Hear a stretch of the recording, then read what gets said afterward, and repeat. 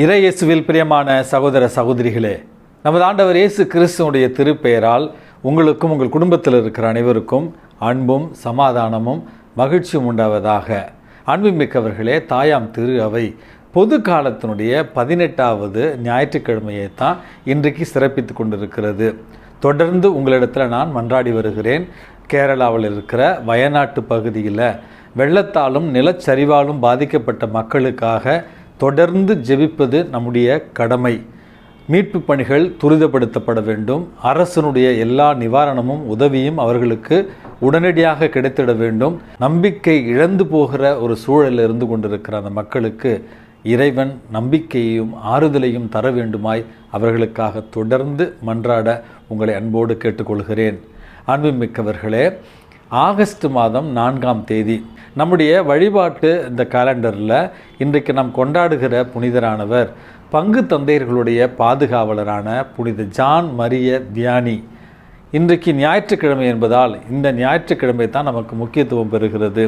ஆதலால் இந்த அருமையான தினத்தில் பங்கு தந்தையர்களுக்காக ஜெபிக்க உங்களை அன்போடு கேட்டுக்கொள்கிறேன். வாழ்வு தரும் உணவு நானே, என்னிடம் வருபவர்களுக்கு பசியே இராது, என்னிடம் நம்பிக்கை கொள்பவர்களுக்கு தாகமே இராது என்கிற நமது ஆண்டவர் இயேசு கிறிஸ்துவனுடைய இந்த அன்பு செய்தியை தான் இன்றைய வாசகங்கள் நமக்கு தெளிவுபடுத்துகிறது. அன்புமிக்கவர்களே, சமீபத்தில் ஒரு குறும்படம், ஷார்ட் ஃபில்ம் ஒன்றை நான் பார்த்தேன்.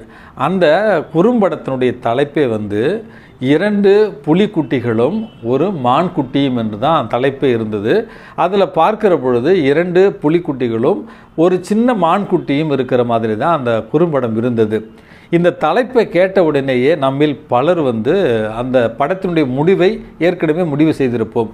2 புலிக்குட்டி ஒரு மான்குட்டி அப்படின்னா கன்ஃபார்மாக இந்த 2 புலிக்குட்டியும் அந்த மான்குட்டியை கொன்று சாப்பிட்ருக்கோம் அப்படின்னு தான் நம்ம நினச்சிக்கிட்டு இருப்போம். ஆனால் படம் அப்படி முடியலைங்க. ரொம்ப ஷார்ட்டான 1 நிமிட படம் தான் இது. அந்த 1 நிமிட படத்தில் அந்த புலிக்குட்டிகள் 2ம் மான்குட்டி 1ம் அழகாக விளையாடி கொண்டும் துள்ளி குதித்து கொண்டும் மகிழ்ச்சியோடும் இருப்பதை தான் அந்த குறும்படத்தில் நான் பார்த்தேன். அந்த குறும்படம் முடிகிற பொழுது இந்த வார்த்தைகள் அங்கே பதியப்பட்டிருந்தன. விலங்குகள் கூட பசி எடுத்தால் மட்டுமே வன்முறையை நாடுகின்றன, ஆனால் பசி ஆறிய பின்னும் மனிதன் மட்டும் ஏன் எல்லா இடங்களிலும் எல்லா நேரங்களிலும் வன்முறையை தேடுகிறான் அப்படிங்கிற ஒரு செய்தியோடு தான் இந்த குறும்படம் முடிந்திருந்தது. இப்பொழுது நாம் பேசிக்கொண்டு இருக்கிற நேரத்திலேயே இந்தியாவில் ஏதோ ஒரு இடத்துல பணத்திற்காக கூலிப்படைகளை வைத்து கொலை செய்து கொண்டு இருக்கிறார்கள். பணத்திற்காக வன்முறையை தூண்டுகிறார்கள். பணத்திற்காக எதை வேண்டுமானாலும் செய்யலாம் அப்படிங்கிற ஒரு எண்ணம் இன்றைக்கு மனிதர்களுக்கு இருந்து கொண்டு தான் இருக்கிறது. எப்படியாவது பொருள் சேர்த்து விட வேண்டும், எப்படியாவது பணம் சேர்த்து விட வேண்டும், எப்படியாவது சொத்துக்களை சேர்த்து விட வேண்டும் என்று தனக்கு சேர்த்தது போய் தன்னுடைய பிள்ளைகளுக்கும் சேர்த்தது போய் வருகிற 7 ஜென்மங்களுக்கும் சொத்து சேர்க்கிற ஒரு பழக்கத்தையும் பேராசையும் தான் இன்றைக்கு மனிதர்களுடைய வாழ்க்கையில் நம்ம பார்த்து கொண்டிருக்கிறோம். அன்புமிக்கவர்களே, நாம் எப்படி வாழ வேண்டும் என்பதற்கான கருத்தை முதல் வாசகத்தில் விடுதலை பயண நூலில் யாவே இஸ்ரேல் மக்களுக்கு சொல்லித் தருகிறார். வாக்களிக்கப்பட்ட நாட்டிற்கு அவர்களை அழைத்து கொண்டு சென்ற நேரத்தில் அவர்கள் பாலை நிலத்தில் மோசேவிடமும் ஆரோனிடமும் முறையிடுகிறார்கள். எகிப்தில் நல்ல மாமிசத்தோடும் நல்ல உணவோடும் நாங்கள் சாப்பிட்டு கொண்டு சந்தோஷமாக இருந்தோமே, எங்களை கொண்டு இப்படி வனாந்தரத்தில் எங்களை அழித்து கொல்ல பார்க்குறீங்களே, இதற்காகவா உங்கள் கடவுள் எங்களை அழைத்து வந்தார்கள் அப்படி என்று முறையிட்ட மக்களை சோதிக்கும் வண்ணமாகத்தான் யாவே இன்றைக்கு அவர்களுக்கு வானி நின்று மன்னாவை பொழியச் செய்தார் என்கிற செய்தியை முதல் வாசகத்தில் நம்ம வாசிக்கிறோம். அன்புமிக்கவர்களே, இன்றைய மன்னா அப்படி என்றால் என்ன என்று நீங்கள் கேட்கலாம். கடவுள் இஸ்ரேல் மக்களுக்கு அன்றைக்கு மட்டும் ஒரு நாளுக்கு மட்டும் கொடுத்த உணவு தான் மன்னா, இன்றைய மன்னா அப்படின்னு நம்ம புரிந்து கொள்ள வேண்டும்.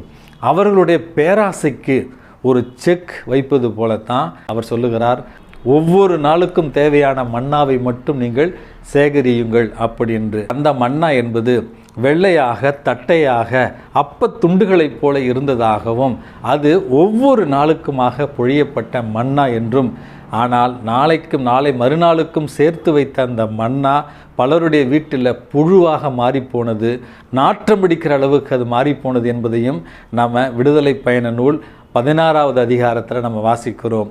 அப்படி என்றால் நீங்களும் நானும் எப்படி வாழ வேண்டும் என்பதை யாவே நமக்கு தெளிவாக சொல்லித் தருகிறார்.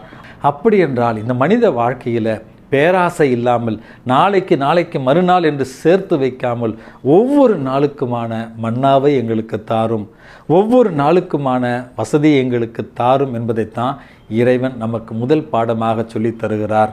நாம் வாழ்கிற இந்த ஒரு காலகட்டத்திலேயே பல 1000 ஜோடி காலணிகளையும், தங்கத்தால் செய்யப்பட்ட கார்களும், தங்கத்தால் செய்யப்பட்ட கழிவறைகளும், தங்கத்தால் செய்யப்பட்ட தட்டில் உணவருந்தியும் வாழ்ந்த பெரும் பணக்காரர்களையும் பெரும் செல்வந்தர்களையும் நம்ம பார்த்திருக்கிறோம். அவர்களை பற்றி நம்ம கேள்விப்பட்டிருக்கிறோம். ஆனால் தங்கத்திலேயே வாழ்ந்த அவர்கள் யாரும் இன்றைக்கு உயிரோடு இல்லை, அவர்களும் இறந்து மாண்டு போனார்கள் என்கிற செய்தியானது நம்முடைய வாழ்க்கையில் பேராசை இல்லாத ஒரு வாழ்வை நாம் வாழ வேண்டும் என்கிற முதல் செய்தியை நமக்கு அழகாக தருகிறது. இன்றைக்கு நற்செய்தி வாசகத்தில் இயேசுவை தேடி வந்த மக்களை பார்த்து நமது ஆண்டவர் இயேசு கிறிஸ்து இதை தான் சொல்லுகிறார். நீங்கள் என்னை தேடி வந்தது வேறு எதற்காகவும் அல்ல, மாறாக நீங்கள் வயிறார உண்டதால் தான். அப்படி என்றால் குறுக்கு வழியில் இன்றைக்கு பணத்தை தேடுவது, குறுக்கு வழியில் வெற்றியை அடைவது, குறுக்கு வழியில் எப்பொழுதும் மகிழ்ச்சியாக இருக்க வேண்டும் என்கிற ஒரு எண்ணத்தில் தான் இந்த உலகம் இயங்கி கொண்டிருக்கிறது. இந்த மண்ணுலகில் உண்மையாகவே நம்முடைய பசியை தீர்ப்பது எது, இந்த மண்ணுலகில் உண்மையாகவே நம்முடைய தாகத்தை தீர்ப்பது எது என்பதையும் இறைவன் இன்றைக்கு தெளிவாக சொல்லுகிறார். அந்த ஒரு வார்த்தைகளை தான் இன்றைய நற்செய்தி வாசகத்தினுடைய கடைசி பகுதியில் நம்ம வாசிக்கிறோம். வானினின்று இறங்கி வந்த உண்மையான உணவு நானே, என்னிடம் வருபவர்களுக்கு பசியே இராது, என்னிடம் நம்பிக்கை கொள்பவர்களுக்கு தாகமே இராது என்கிற ஒரு வார்த்தை தான். அப்படி என்றால் இந்த மண்ணுலகில் நிலை வாழ்வை நம்ம பெற வேண்டும் என்றால் அது நமது ஆண்டவர் இயேசு கிறிஸ்துவில் தான் இருக்கிறது என்கிற அழகான செய்தியையும் இன்றைய நற்செய்தி வாசகம் நமக்கு தெளிவுபடுத்துகிறது. அன்புமிக்கவர்களே, இந்த வயநாட்டில் நடந்த இந்த நிலச்சரிவு மற்றும் இந்த பேரழிவில் மிகவும் நெஞ்சை நெகிழச் செய்கிற பல நிகழ்வுகள் அன்றாடம் நடந்து கொண்டு தான் இருக்கின்றன. அங்கு பெற்றோர்களை இழந்து தவிக்கின்ற கை குழந்தைகளுக்கு ஒரு இஸ்லாமிய தம்பதியினர் ஒரு விளம்பரம் கொடுத்திருக்கிறார்கள். பச்சிளம் குழந்தைகளுக்கு யார் யாருக்கெல்லாம் தாய்ப்பால் தேவைப்படுகிறதோ இந்த செல்போன் நம்பரை அணுகவும் என்று ஒரு தம்பதியினர் செய்தி அனுப்பியிருந்தார்கள்.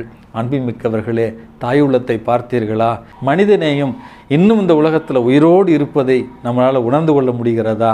இறைவன் இப்படிப்பட்ட மக்களுடைய வாயிலாகத்தான் நம்மிடம் பேசுகிறார், நம்மோடு உறவாடுகிறார்.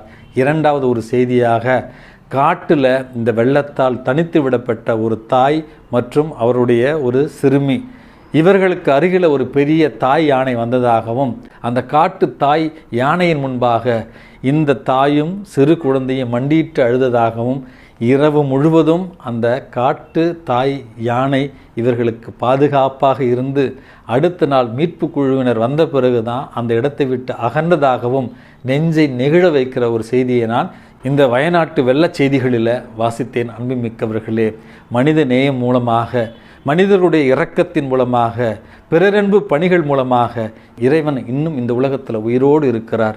இப்படிப்பட்ட அன்பு செயல்களை செய்து இயேசுவினுடைய உண்மையான சீடர்களாக அவருடைய இறை வார்த்தையின்படி நம்முடைய வாழ்க்கையை அமைத்து கொண்டு பிறரன்பு பணிகளில் நாம் ஈடுபடுகிற பொழுது அதுதான் இறைவன் நமக்கு தருகிற வானினின்று இறங்கி வந்த உண்மையான உணவு.